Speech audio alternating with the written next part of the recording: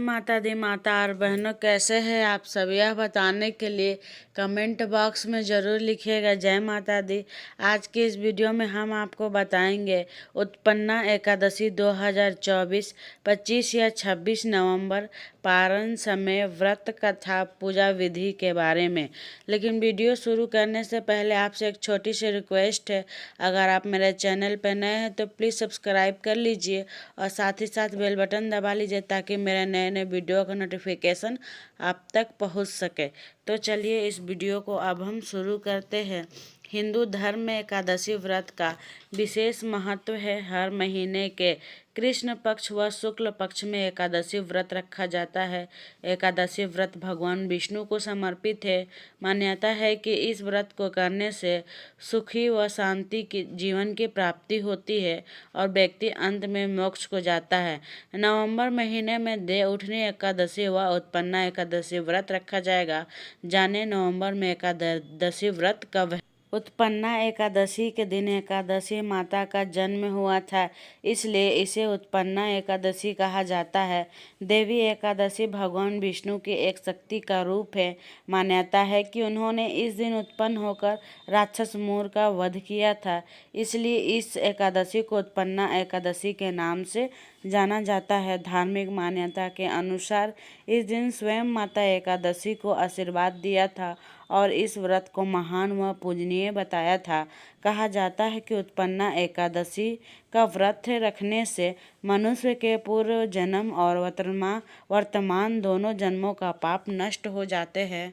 उत्पन्ना एकादशी पूजा विधि। अन्य एकादशी व्रत की तरह उत्पन्ना एकादशी व्रत का पूजा विधान भी एक समान है, जो इस प्रकार है। एकादशी व्रत रखने वाले व्यक्ति को एक दिन पूर्व यानी दशमी की रात्रि में भोजन नहीं करना चाहिए।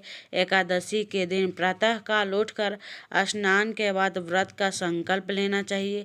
इसके बाद भगवान विष्णु का पूजन करना चाहिए और उन्हें पुष्प, जल, धूप, दीप, अक्षत अर्पित करना चाहिए। इस दिन केवल फलों का ही भोग लगाना चाहिए और समय समय पर भगवान विष्णु का सुमिरन करना चाहिए। रात्रि में पूजन के बाद जागरण करना चाहिए। अगले दिन द्वादशी को पारण करना चाहिए। किसी जरूरतमंद व्यक्ति या ब्राह्मण को भोजन व दान दक्षिणा देना चाहिए। इसके बाद स्वयं को भोजन ग्रहण करके व्रत खोलना चाहिए। उत्पन्ना एकादशी व्रत कथा। भगवान श्री कृष्ण ने स्वयं एकादशी माता के जन्म और इस व्रत की कथा युधिष्ठिर को सुनाई थी। सतयुग में मूर नामक एक बलशाली राक्षस था। उसने अपने पराक्रम से स्वर्ग को जीत लिया था। उसके पराक्रम के आगे इंद्रदेव, वायुदेव और अग्निदेव भी नहीं टिक पाए थे, इसलिए उन सभी को जीवन यापन के लिए मृत्युलोक जाना पड़ा।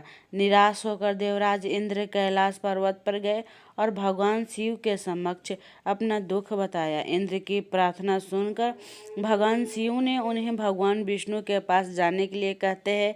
इसके बाद सभी देवगण क्षीर सागर पहुँचते हैं। वहाँ सभी देवता भगवान विष्णु से राक्षस मूर से अपनी रक्षा की प्रार्थना करते हैं। भगवान विष्णु सभी देवताओं को आश्वासन देते हैं। इसके बाद सभी देवता राक्षस मूर से युद्ध करने उसके नगरी जाते हैं। कई सालों तक भगवान विष्णु और राक्षस मूर युद्ध चलता है। युद्ध के समय भगवान विष्णु को नींद आने लगती है और वो विश्राम करने के लिए एक गुफा में सो जाते हैं। भगवान विष्णु को सोता देख राक्षस मूर उन पर आक्रमण कर देता है, लेकिन इसी दौरान भगवान विष्णु के शरीर से कन्या उत्पन्न होती है। इसके बाद मूर और उस कन्या में युद्ध चलता है। इस युद्ध में घुर घायल होकर बेहोश हो जाते हैं और देवी एकादशी उसका सिर धड़ से अलग कर देती है।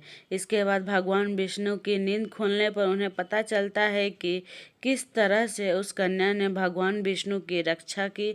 इस पर भगवान विष्णु उसे वरदान देते हैं कि तुम्हारी पूजा करने वाले सभी पाप नष्ट हो जाएंगे और उसे मोक्ष की प्राप्ति होगी। उत्पन्ना एकादशी शुभ मुहूर्त 2024।